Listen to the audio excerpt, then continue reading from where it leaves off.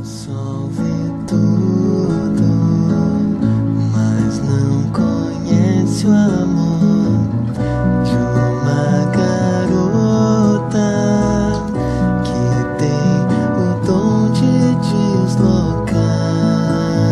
Esse é Vinícius Gagueiro Marques, nascido em Porto Alegre em 1 de setembro de 1989 e era filho único de Ana Maria Gagueiro, uma professora universitária e psicanalista, e Luiz Marques, um professor. A mãe de Vinícius foi para Paris durante a sua infância e lá ele foi alfabetizado em francês, além de ser fluente em inglês e saber um pouco de galês. Seus pais entendiam a importância de um acompanhamento psicológico desde cedo e por perceberem a sensibilidade emocional que o filho tinha, o colocaram na terapia bem cedo, aos 8 anos de idade. Acontece que desde cedo ele apresentava muitos sentimentos nihilistas, de que a vida era vazia e repleta de sofrimento, e basicamente se isso não sai da sua cabeça, já é um caso grave para um adulto, e agora imagine para uma criança que ainda não entende nada da vida.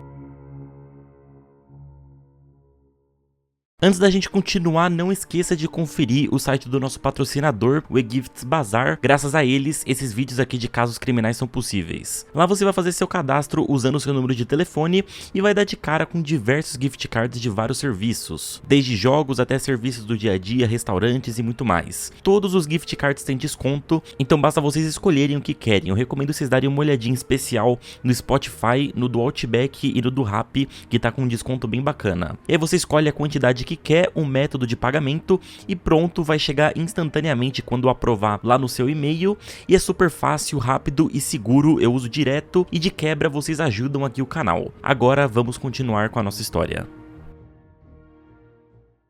Vinícius era muito inteligente e muito avançado para sua idade, tanto que aos 4 anos de idade ele aprendeu a tocar bateria, e isso foi sua porta de entrada para o mundo da música, aprendendo violão e piano logo em seguida. Vinícius era apaixonado pela música e ele dizia aos pais que era a melhor forma dele enfrentar certos sentimentos. E ele estava certo, durante todo o tempo, Vinícius se apoiou na música para se manter de pé, usando ela como um dos seus apoios. Além da música, ele gostava bastante de desenhar e de fotografar, registrando paisagens da cidade e do seu cotidiano. Olhe por nós, disse que ia mudar e mudou, não fez nada e só piorou.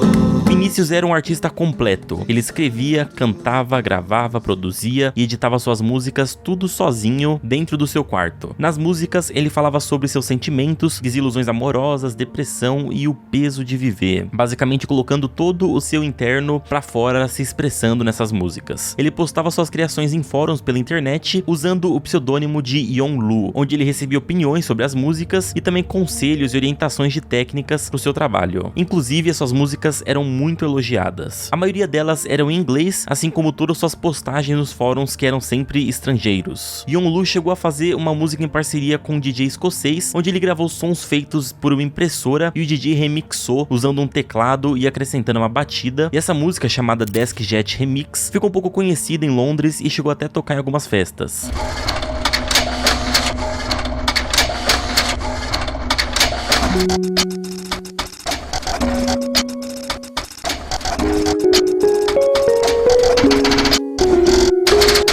A música mais conhecida dele é a Mecânica Celeste Aplicada, ou Luana, que foi feita pra melhor amiga dele, por quem ele era apaixonado. Ele fez essa música após a Luana confessar que estava apaixonado pelo professor de geografia deles, e o Vinícius decidiu usar essa música pra brincar com a amiga. Ela conta que foi depois desse dia que ela se tornou obcecada pelo Vinícius. Eles eram muito próximos, passavam a noite conversando no telefone, saíam sempre que podiam juntos e passaram horas e horas planejando um futuro juntos. Nesses fóruns, Yonlu também desabafava sobre a sua vida em geral, principalmente sobre a relatividade dela e dos problemas existenciais ao redor do tema. Ele tratava disso também no seu blog, que hoje está com acesso restrito, onde ele postava textos sobre filmes, músicas, sobre amor e sobre suas dores. Não é novidade pra ninguém que acompanha aqui o canal que a internet tá repleta de coisas ruins e que acabam ficando meio escondidas, só encontrando de fato quem procura, e foi numa dessas que Yonlu encontrou um fórum relacionado a suicídio. Nele, diariamente pessoas publicavam falando que queriam cometer cometer o ato, porém não sabiam exatamente como fazer isso, e aí tinha um zilhão de respostas de pessoas explicando qual que era a melhor forma ou dando dicas e tal. E também existia outras sessões onde as pessoas só colocavam alguns depoimentos meio depressivos e surgiam outras pessoas afirmando que eles estavam certos no final das contas. Yonlu sofria com pensamentos autodestrutivos diariamente e por mais uma vez ele quase chegou ao extremo. E uma delas, ele tinha postado uma música nova no fórum e saiu de casa. Quando voltou, ele estava determinado a tirar sua vida, mas desistiu ao ver os elogios que o seu trabalho tinha recebido. Inclusive ele postou isso no fórum dizendo: "Hoje voltei pra casa pensando em suicídio, mas depois de ler todas essas palavras gentis, resolvi adiar." O psiquiatra dele contou mais tarde que uma vez recebeu uma ligação do Yonlu quando o menino estava prestes a cometer o ato. Então foram diversas vezes que ele chegou ao extremo. No final de julho de 2006, a mãe de Vinícius encontrou a letra de uma música chamada Suicide Song, jogada em cima da cama dele, e imediatamente o chamou para conversar com medo do que poderia estar acontecendo com o filho. Vinícius chamava a atenção das pessoas ao redor por conta do seu jeito, do seu estilo, mas ele não se enxergava tão bem assim. Em determinado dia, ele comentou com a sua mãe que, por vezes, sentia seu corpo se desintegrando, seu rosto deformando, e quando isso acontecia, ele precisava se enxergar no espelho para ter certeza de que estava tudo bem. Isso acontecia durante alguns surtos. Ela contou que disse a ele que era desesperador pensar em perdê-lo, e segundo ela, Vinícius pareceu em paz ao ouvir isso, como se tivesse tranquilizado ele de alguma forma. E disse à mãe que aquela música era apenas uma música e que ela não precisava se preocupar. A partir desse momento, ele ficou em isolamento domiciliar por recomendação do psicanalista, e seus pais sempre ficaram por perto. Back into your arms because I just can't be anything outside of them.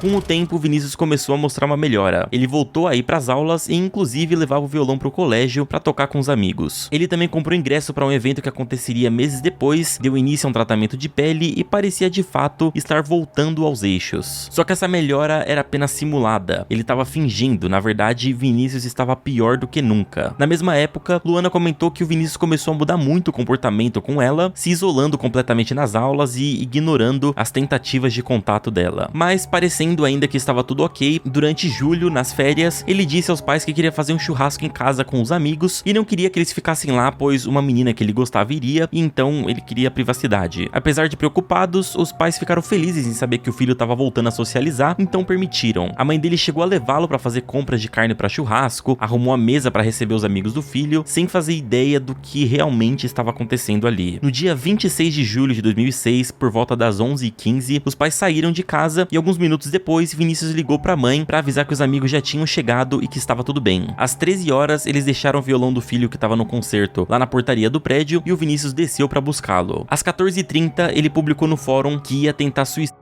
por um certo método. Ele escreveu em inglês: "Estou fazendo esse método neste momento e tenho no banheiro. Aqui está a foto. Alguém pode me dizer se está certo e quando eu posso entrar no banheiro e me deitar?" Alguns minutos depois, alguém comentou: "Como está se virando? Espero que você consiga o que quer. Talvez você volte daqui a pouco tossindo." 2 minutos depois, Yonlu comentou que não conseguia suportar o calor, pois o banheiro estava tremendamente quente. Ele perguntou o que deveria fazer ou vestir para tornar a situação mais suportável, pois ele havia tomado uma ducha, mas nem isso adiantou. Segundo o inquérito policial, um bombeiro aposentado de Chicago que estava lá no fórum deu mais algumas dicas pro garoto que foram cruciais para que ele conseguisse cometer o ato antes dos seus pais chegarem. O último comentário de Yonlu foi às 3 horas da tarde. Horas depois, alguém comentou: "Acho que funcionou, já que ele não entrou mais em contato." Às 3h45, o policial federal Henrico Canali, de Porto Alegre, recebeu uma ligação de um policial de Toronto, do Canadá, contando que uma universitária canadense chamada Lindsay entrou em contato, pois um amigo virtual brasileiro estaria tentando suicídio.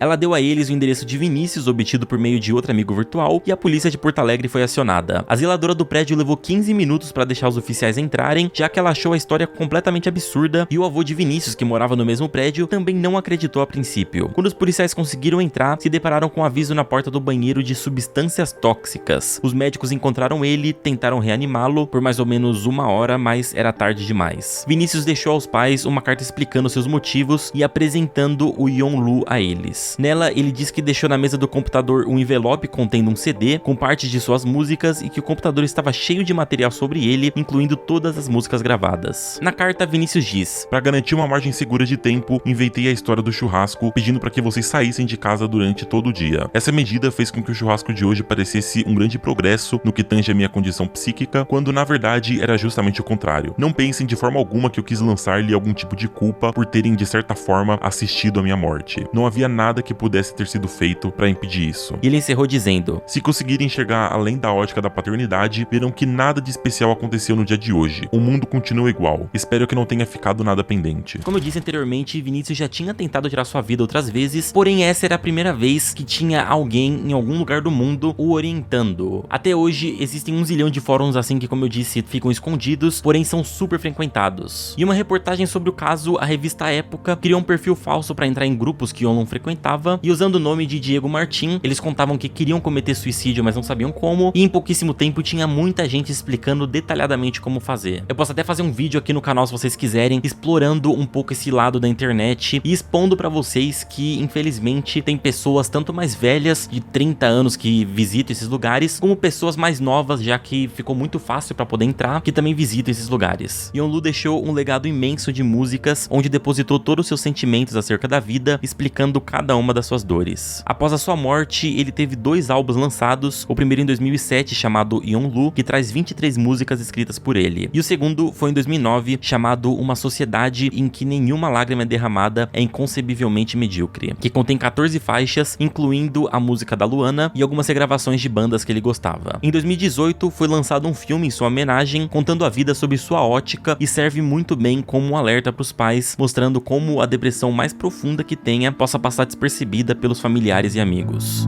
O sol vê tudo, mas não conhece o amor.